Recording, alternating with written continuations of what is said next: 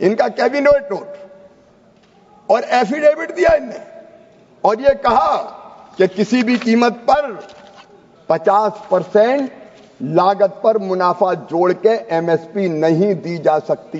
किसान को पैसा मिलेगा तो बाजार विकृत हो जाएगा। मैं यूपीए का और कांग्रेस का सच उजागर करना चाहता हूं। माननीय अध्यक्ष महोदय, एक नहीं बात हो रही थी एमएसपी की, न्यूनतम समर्थन मूल्य की। मैं इस पे भी चर्चा करना चाहता हूं। माननीय अध्यक्ष महोदय, कांग्रेस किस्मों से बात करती है 50% प्रॉफिट। जब स्वामीनाथन आयोग ने ये बात, स्वामीनाथन कमेटी ने ये बात कही तो मेरे पास नोट है माननीय अध्यक्ष महोदय, इनका कैबिनेट नोट और एफिडेविट दिया इनने और ये कहा कि किसी भी कीमत पर 50% लागत पर मुनाफा जोड़ के एमएसपी नहीं दी जा सकती। उस समय के एक एक नहीं 3 मंत्रियों ने, कांतिलाल भूरिया जी, आदरणीय श्रीमान शरद पवार जी, केबी थॉमस जी, हर एक के जवाब सदन में।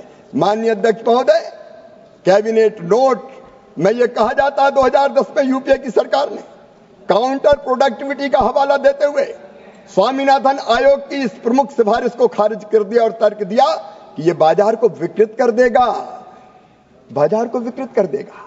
किसान को पैसा मिलेगा तो बाजार विकृत हो जाएगा।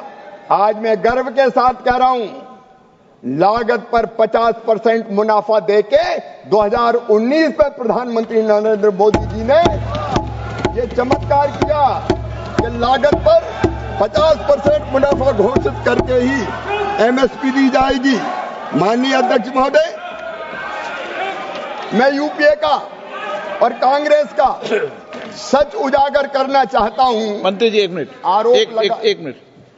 जयप्रकाश जी, ये सदन है, हर विषय पर आपने बोल लिया ना अपना भाषण। नो, गलत तरीका है आपका। नो, ये गलत तरीका आपका। बैठ जाइए प्लीज, बैठ जाइए। माननीय अध्यक्ष महोदय, जो सच है वो मैं कहूंगा, विनम्रता के साथ कहूंगा, लेकिन दृढ़ता पूर्वक कहूंगा। आज मैं सच को उजागर करना चाहता हूं कि जब यूपीए की सरकार थी, धान पर एमएसपी A2+FL लागत थी 961 रुपया और इन्हें घोषित की 1310 रुपया, केवल 36% मुनाफा मिला।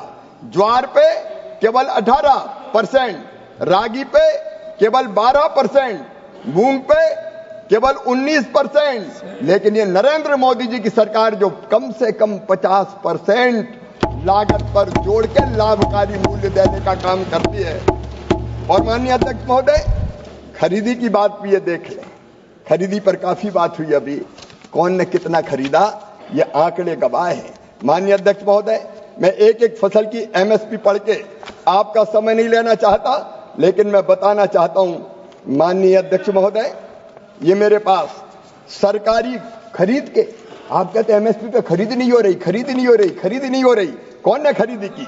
माननीय अध्यक्ष महोदय, धान 2004 से 14 तक खरीदी गई केवल 45 करोड़ 90 लाख मीट्रिक टन और हमने खरीदी 75 करोड़ 74 लाख मीट्रिक टन। ये मोदी सरकार ने खरीदने का काम किया। गेहूं इनने खरीदे 22 करोड़ 54 लाख मीट्रिक टन, हमने खरीदे 30 करोड़ 57 लाख मीट्रिक टन। और दलहन की बात की जा रही थी अभी। माननीय अध्यक्ष महोदय, केवल 6,29,000 मीट्रिक टन दलहन 4 से 14 तक खरीदी गई और मुझे बताते हुए गर्व है 1 करोड़ 72 लाख मीट्रिक टन अगर दलहन खरीदा तो इस सरकार ने खरीदने का काम किया। तिलहन आपने 47 लाख मीट्रिक टन खरीदा, हमने 1 करोड़ 21 लाख मीट्रिक टन खरीदा। वाणिज्यिक फसलें आपने 45 लाख मीट्रिक टन खरीदी, हमने 63 लाख 81 हजार मीट्रिक टन खरीदी।